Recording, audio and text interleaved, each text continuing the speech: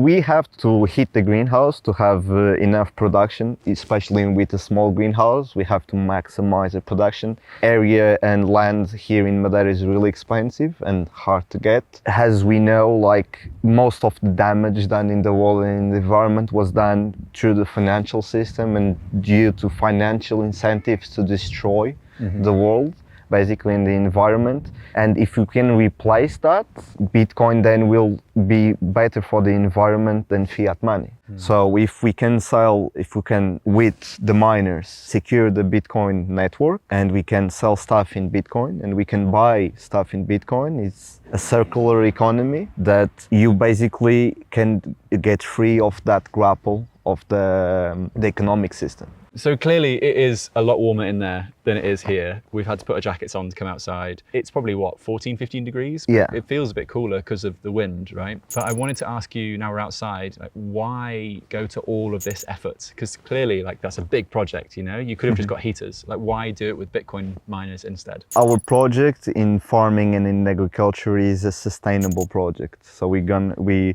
wanted to follow the sustainable route and to vertically integrate whatever we could possible do to make it sustainable. One issue of farming is that you produce something with nature. So you use the rain, you use the light, you use the soil. And when you want to sell it, you have to use the fiat system, which is not sustainable and which you controlled every other aspect of the production, but that aspect is off your hands. And due to even incentives and how subsidies and how everything is formed, it basically is a control over agriculture. So the fiat money, the economic system has a control over agriculture. You can see that with the new war and the price of fertilizer. It's due to the war in Ukraine, but the problem is that the economic system basically controlled farming. That's why you have only chemical fertilizers. That's why we eat basically commodities, the wheat, the sugar and everything. Yeah. So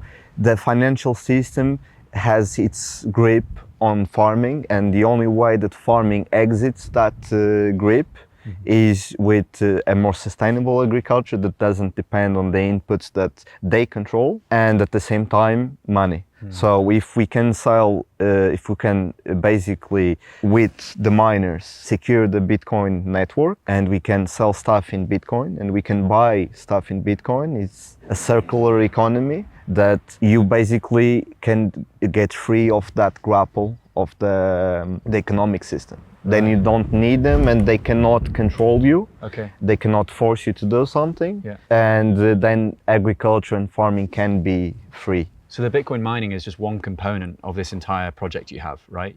You're also accepting Bitcoin. You also want to spend and use Bitcoin with other... Do you have other suppliers that accept Bitcoin yet? You're able to use it? Okay. No. And even clients, at least for us, it's kind of hard. Most clients don't want to pay in Bitcoin. They want to keep their Bitcoin. Well, you're the same, right? Yeah. I've hodled every cent of mine. I think that's the problem with Bitcoin is that people want to save it and they don't want to use it. Not yet. I think things will be evolving, and if there's less friction from like fiat to Bitcoin, I think it will be easier for people to just spend because they know they can easily get back to it. Do you sell from here directly, or do you sell to like plant shops? We only sell directly to the consumer. Directly to consumer, yeah. Okay. We so this export is a shop as well? Yeah, it's a shop, and we have our online store where we also sell the stuff there, and we accept Bitcoin. Okay, nice. And has word got out to other farmers nearby or other people in your entourage or social circle that you are using Bitcoin miner heat to maintain the greenhouses at this specific temperature? I don't think so. We actually kept a bit quiet because we were experimenting. So we were testing how many degrees could we increase the temperature of the greenhouse, how it actually has another benefit, which is lowering humidity. So the miner, when the humid air goes in, so the capacity of air to hold moisture, it depends on the temperature of the air. So when cold air, which has moisture, 70% for example, goes in the miner, it exits with way less moisture because it has more heat. So when you heat cold air, you lower the moisture, which is actually good for us because in Madeira moisture levels are too high and it can actually cause diseases in many crops like mildew, and it actually helps lower that. Wait. But we had to basically, before we invested more, we had to basically do the analysis of everything, of the power consumption, how many degrees we could increase per kilowatt, what would be the humidity inside, how much could we lower it, because that will also change how we produce crops. Wow, so you've taken a very thorough, meticulous approach to this. But let me get this straight. So not only has the Bitcoin mining provided an economic benefit, over the long term as well, like as long as you can withhold the volatility. But Bitcoin mining has also given this unexpected positive surprise that the humidity levels are better in the greenhouses. Yeah. Surely there are some downsides, because all I'm hearing right now is that Bitcoin The mining... downside is the electricity spending. And there's also another downside, which is talked in Bitcoin, which is the IT trash, the hardware. When it gets obsolete and you have to turn it into trash, it has that pollution aspect. But so the e-waste, effectively. The e-waste. But that happens with our phones, with everything. Yeah. We have a bigger problem even with cars, because people say bad things about ASIC miners, but if you compare an ASIC miner with an EV in terms of how many kilos of each material it takes, there's no comparison. Really? Like, okay. We're creating a much bigger problem with EVs that last 5 years and then go to a dump than miners. Right, okay. Because, for example, if you use the waste heat, we can basically mine with a loss, because the heat generated and the lower humidity has a value. So we would need to pay for a dehumidifier to lower the humidity, because in the greenhouse, without the miner, humidity reaches 99% at night, and it stays at 99% the whole night. Whoa, which kills the plants eventually, right? It doesn't kill them, but the plants don't like it, and it increases the disease pressure and the pests pressure. So it basically ends up decreasing your production and affecting your quality. Okay. So in the end, you have that revenue of the heat and better quality product and less disease pressure. So you have to use less. We don't use chemicals because we are certified organic, but other greenhouses would use pesticides to kill some pests that if you had miners lowering the humidity, you wouldn't have those pests. Right, okay. So Bitcoin miners, in a way, are certified organic. Yeah, they are. We have to heat the greenhouse to have enough production, especially with a small greenhouse. We have to maximize the production. Area and land here in Madeira is really expensive and hard to get. So we cannot just build 1 hectare or like huge greenhouses and be less efficient.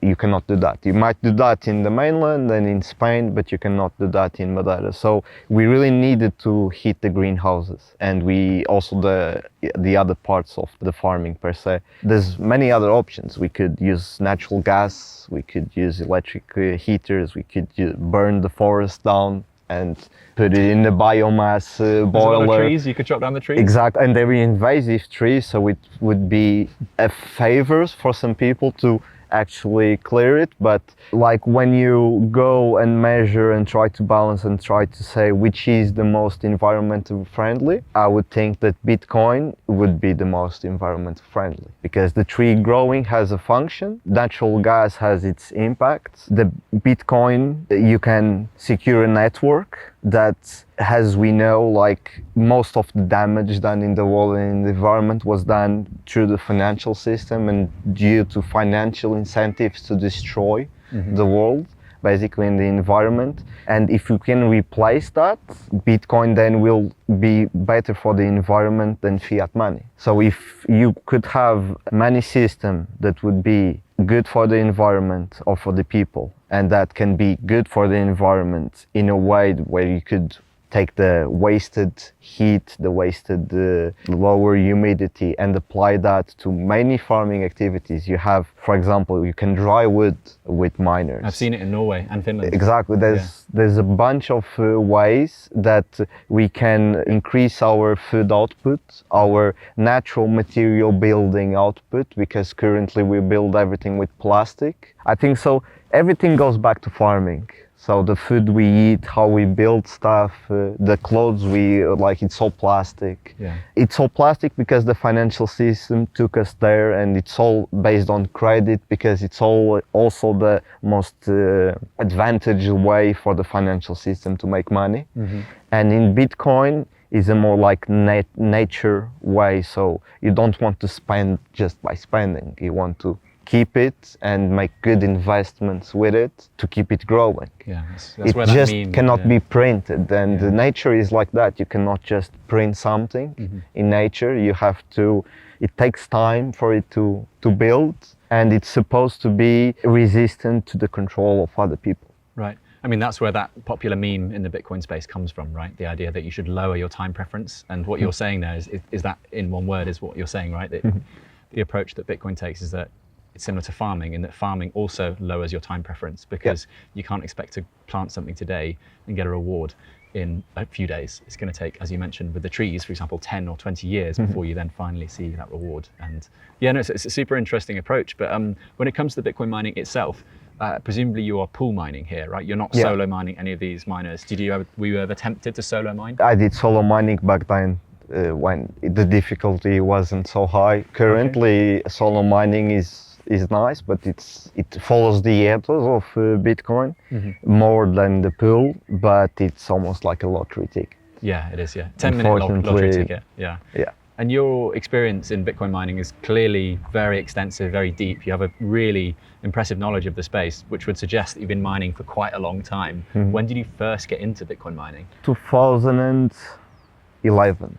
Wow, okay, so you're mining on a computer Yeah, at home, on a not- CPU. On a Yeah. CPU, right, okay. So that's just literally anyone, that was back when anyone could mine with a computer. Yeah. It was no longer these dedicated hardware units. There that we was now no see. wallet, you had to compile your wallet, you had to do all of that. Okay, yeah.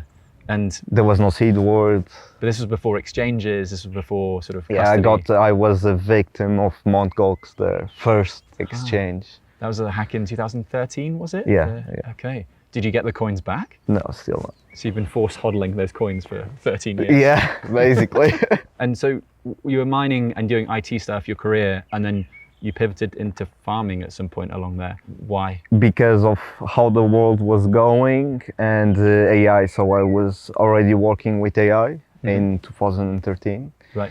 And I was just seeing where the world was going in terms of economic, of society, and eventually I knew that I was going to be replaced. That was something that really didn't make me happy, Right. because it's not sustainable.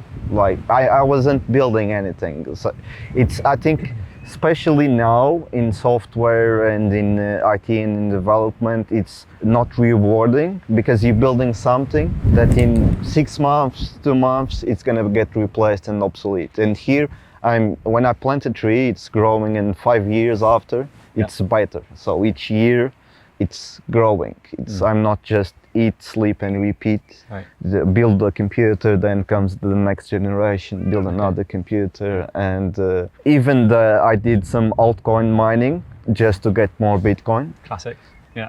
As I'm into IT, I had a lot of computers, and I did that. Even that is just following other project, following that one, then this crashed. Eat, sleep, repeat, and 5 years after, like whoever held those coins, it has zero. So it was like 5 years or 10 years since Ethereum started becoming mineable. Started basically mineable. People were mining that, but after 5 years, there's nothing to show. You didn't grow. It's Yeah, mining knowledge came into mining after realizing the world's going to shit, basically, Yeah. or at least your job is going to be replaced. But then where does the farming knowledge come from? Like, how did you learn to farm? I learned it myself, basically. Right. The company actually started producing microgreens. Okay. You know what microgreens are? My fiance is obsessed with them. Yeah. Yeah. So we started producing microgreens because as we were more IT, I was more IT, so the microgreens were more like technological farming. So we were doing, although it was organic, it was a hydroponic system with just water, basically. And we were heating the space, so we were controlling every aspect with miners. Right. At the time, it was a computer miner. Then we went for ASICs. when they came out in 2013, if I'm not mistaken. Yeah. And so we started that way, but as I was learning about farming, about agriculture, about the environment, we basically knew that the microgreens were not a good option. Okay. I think they go against a bit, they're healthy, they are, but they go against a bit of the ethos of organic farming and sustainability. Oh, I see. So we basically decided to close the microgreen production and look for a plot that we could build a sustainable farm with all the vertical integration from producing the compost to producing the plants to planting so you to do harvesting. All of that here. You do the composting, you do the planting, you do all of that from A to Z. We do with the all vertical integration. So our aim is then, now that we have the laurel trees and other the vetiver ready for harvest, it's to harvest them and transform them into dried products and essential oils. We would have, and so it would be a farmer so it's direct from the producer. Okay. So you'd have the most trust. It's a bit like the Bitcoin trust system. It's sometimes hard to trust when agriculture is so big and products come from 1,000 different places. It's hard to trust that product. Right, okay. I think people haven't, only in certain like essential oils and in the medicine, I think people have already reached that conclusion. That's why they will pay and they will prefer products that have traceability, but we're not there yet in terms of what we eat. We don't trust. We don't verify. We should. We should know where our food comes from. And how it was produced, what went into it, not just for us, but even for the environment. Many stuff used in agriculture is highly damaged to the environment and to us. Okay. You've got the entire vertical integration. You've got the Bitcoin miners which are doing their job. Are there any sort of challenges with this? What are the like big concerns? What is keeping you up at night? What's stopping you from sleeping when it comes to this project? Is there like a big major concern you have with it, or is it actually, because it sounds just like smooth sailing? Like it sounds like every greenhouse should be mining Bitcoin. They should. It's just a technical problem to resolve, which is the installation, and it's highly capital intensive. That's the main problem. Okay. And so where's all this going? Like say I come back to the island in 2030, the block reward is now 1.6-ish Bitcoin per block. The Bitcoin price though is at 400K, who knows? Maybe it's not priced in dollars anymore, who knows? What does this farm look like in 2030? Basically, it will grow like nature. We'll have more biodiversity. We plan to have more energy production and more miners. With more solar, presumably? With more solar. Is that the only, could you put a little wind turbine here, for example? I mean, it's so windy. Unfortunately, to legal aspects, no. Okay. But the solar you produce, you are able to house it internally, use it for obviously your house, your family, and also the greenhouse, and then batteries as well, you were mentioning earlier. Yeah, exactly. Okay, wow. So it's going to be bigger, it's going to grow, right? It's going to grow, as the price of Bitcoin should do as well. From my experience, since the beginning I have been mining, it was almost more or less the same profitability. So when you started mining, you didn't make tons of money compared to now. Oh, that's so interesting that it hasn't actually changed that much. That's because the difficulty has gone up so much, despite the fact that Bitcoin price has gone up so much, right? Yeah, exactly. So you get less Bitcoin, so you have the halving, you get half the Bitcoin, but usually Bitcoin will be double the price that it was before. Like when it started, the distribution was huge, but if Bitcoin was $1 or $2 or $3, even if you get 10 Bitcoins, it's not that much money. Right, yeah. Now, if you get 0.0001 Bitcoin, it's more money than those 10 Bitcoins at the time. Okay. Are you able to speak to how much Bitcoin do you know how much it mines per day? Are you able to speak to those numbers? No, currently I cannot, we don't even check how much. I just check the terahash, how much, I just check the miners, if they're mining, if everything is all right, and then we just set them and forget. But presumably there must be businesses that are approaching it from a much more Bitcoin financial incentive angle, and they want to know how much Bitcoin they're mining every day and every month. Like, if you're selling the Bitcoin, that would make sense. Right, okay. Like if you need to sell the Bitcoin to pay for the electricity power, that will make sense. Or if you're just evaluating if you're making money or not. Right. But in our case, currently with the electricity prices, we only make money while the solar is shining. Yeah. When the solar goes down, we are at a loss, and we know that we are at a loss, and we don't need to calculate those losses because I have the electrical bill. Yeah, yeah. So I just basically need the electrical bill, because if it was an electric heater, I wouldn't be making math on how much the electrical heater would make, because it wouldn't make anything. I would just have the electrical bill. Yeah, yeah. So for us, has the main business is the farming, and Bitcoin is here has extra, let's say, and like the base of it, we keep it, as you were saying, like a treasury. The fact that you are mining for heat primarily means that you don't even have to look at the actual Bitcoin mining you're actually making. Yeah, yeah, exactly. It does make me wonder what the future of Bitcoin mining looks like, because I've documented these places in Finland, in Norway, guy in Canada, guy in the UK, and they're all mining exclusively for heat. And then the Bitcoin they make as well is like, it's fun money, it's savings, but it's not what they're doing it for. And it makes me wonder if the future of Bitcoin mining is that. We're going to see it migrate to northern places, to places that need heat, to swimming pools, to leisure centers, that kind of thing. Because Bitcoin mining for the purpose of just mining means you basically have to go to the cheapest energy sources, cheapest electricity sources, which is renewable, which is great, but then it's a really hard business to manage. Whereas if you're mining for heat and then the Bitcoin on top is just extra, then it kind of makes more sense just to treat Bitcoin miners as heaters, right? Am I wrong with this, or is this like... I think we're eventually going there, because the profit margin is going lower and lower and lower each year, especially due to those hyperscalers in the Bitcoin mining space. And eventually it will reach a point where if it has 1% profitability, it's just a math error and you're at a loss. Basically. So I think eventually, yes, eventually miners will only be used. So the profitability will be so bad that it will be just basically exchanging euros for Bitcoin. Yeah, okay. So unless you use the wasted heat or convert the mining operation into something, it's going to be hard for you to... But it's kind of an amazing counter argument to the people that say that like Bitcoin has a security budget issue. Bitcoin mining is going to be so unprofitable in the future that it won't make sense to mine. And it's like, well, they kind of forget the fact that there are going to be so many Bitcoin miners that are Bitcoin heat miners instead, because those people are still going to mine regardless because they need the heat. Yeah. And that's the thing that like these projects just make very real to me.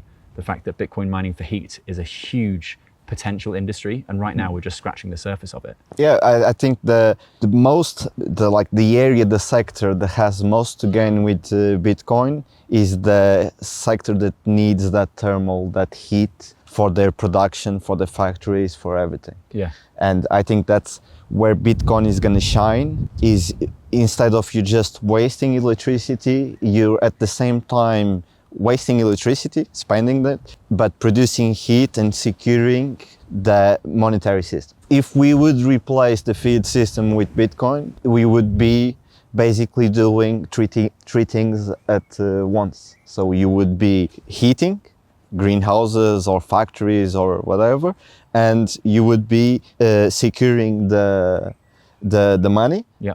And at the same time, you would have jobs. Yeah. Basically, there's people that have to maintain that. There's no jobs in maintaining the fiat system. Most of the jobs in that system is to force people to comply with that system. It's like the banking system, because the banks are not the monetary system. Like a computer with someone just pressing buttons to print or to reduce or to raise interest rates. That's not jobs. But if you had distributed miners everywhere and people were using that waste, you would have IT jobs. You'd need people cleaning the miners, people maintaining the networks, all of that. Yeah, no, for sure. And I suppose a point we haven't touched on, which I think is really important in the Bitcoin space specifically, is that you mining here helps to further decentralize the hash rate, right? Yeah. I mean, I know you're not solo mining per se, you could, but the fact that you have a space which is, I mean, it's pretty hard to censor you, right? It's pretty hard to turn you off. You're a private operation growing food. What about that is centralizing the hash rate? Is that something that you considered as you went into this? Were you like, I'm also going to contribute to decentralizing the hash rate? Yeah, that's one of the things that we don't like in terms of Bitcoin. Like, I love Bitcoin, but in the beginning it was not like that. Is these hyperscalers? The concentrate and the ethos of Bitcoin was not to be like that. It's basically a network secured by the people, right? Not by some people. And you are that person securing the network in your I greenhouse. don't want to secure all the network. I just want to do my share and has others do their share in securing the network. Yeah. And yes, we basically saw it as a way of helping decentralize the same with farming.